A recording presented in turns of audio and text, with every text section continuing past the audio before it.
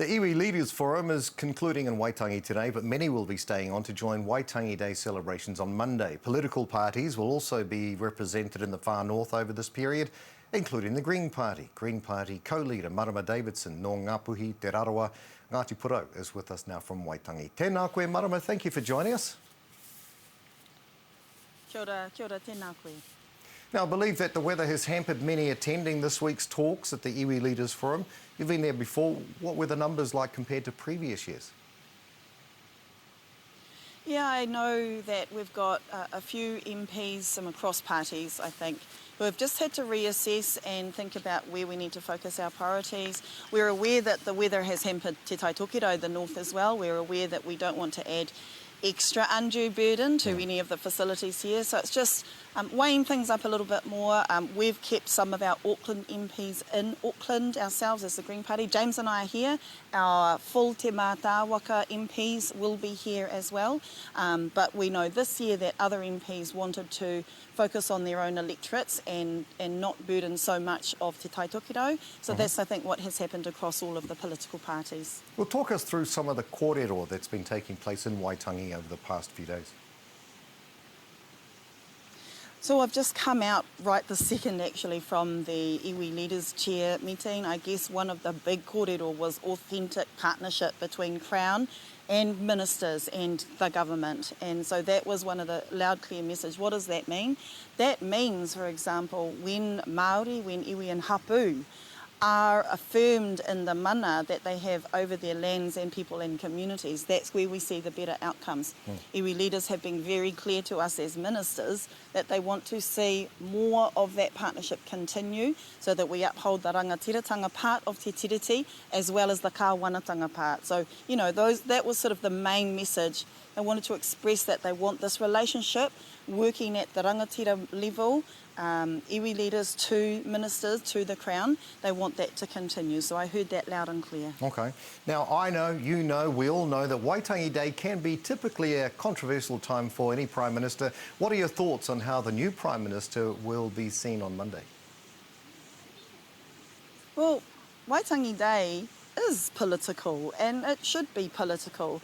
So it needs to be honest, and that honesty can sometimes arise the challenges to government, you know, and that's as it should be. I saw Prime Minister Hipkins stand up just now and respond to the Iwi Leaders Chair and be really, really clear that the government's understanding of Te Tiriti, the work that we've already been doing across ministers, needs to continue. We heard a loud challenge from Iwi Leaders Chair to not be distracted by the racism that can be thrown at Te Ao Māori and at the government to not uphold Te Tiriti. So I saw Minister Hipkins stand and acknowledge that. There's a challenge for all of us to work together, and as the Green Party co-leader, we also look forward to encouraging the Prime Minister to hold true to Te Mana I Te Tiriti. Okay. Now, with the Cabinet reshuffle this week, keen to get your thoughts on some of the changes. Any surprises for you? Positive, negative? Oh, positive to welcome, for example, we're here in Te Tai Tokerau to welcome new Minister Willow Jean Prime and Kiritapu Ellen moving to Cabinet front bench. These are wahine Māori ministers. So, of course, that's a positive for politics in general.